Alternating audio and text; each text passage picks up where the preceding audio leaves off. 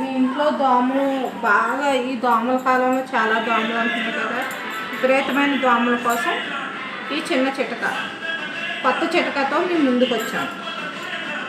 ఇలా ఒక ఒత్తి వేసుకోండి.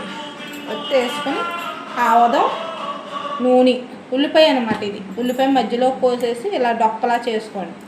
పెద్ద డొప్ప కాలితే పెద్ద డొప్ప, చిన్న డొప్ప కాలితే చిన్న డొప్ప ఇలా చేసుకొని దీంట్లో ఆవదం, కొంచెం నూనె, గోను నూనె కానీ కొబ్బరి నూనె కానీ ఏదన్నా నేను రెండు కలిపేసుకుని ఉంచుకుంటాను. ఇలా ఇలా ఇలా ఉంచుకుంటాను. దీన్ని మీకు చూపిస్తాను ఇప్పుడు ఎలాగో. ఇలా ఉన్నదాన్ని చిటక నేను చాలా రోజులు బట్టి చేస్తున్నాను, మీకు కూడా ఉపయోగపడుతుందని అనుకుంటున్నాను.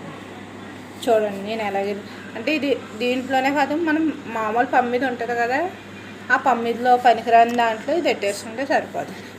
ఇలా పెట్టేసుకొని ఇక్కడ గుమ్మ మేతల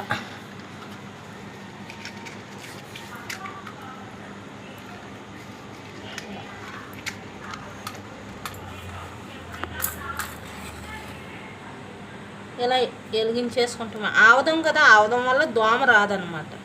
ఉల్లిపాయ పొగరు, ఆ పొగరకి దోమ అంతా చచ్చిపోతుంది.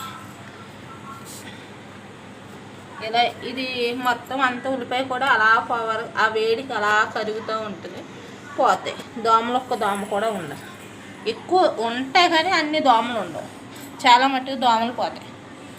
అలా రోజు వెలిగించుకుంటూ ఉంటే ఉండవు. లోన మాత్రం వెలిగించుకున్న తలుపులు 10 నిమిషాల నుంచి బయట పెట్టేసుకున్నా సరిపోతుంది. గుమ్మం కాడించే కదా దోమలు వస్తాయి, అందుకని గుమ్మం కాడ వెలిగించుకుంటే సరిపోతుంది.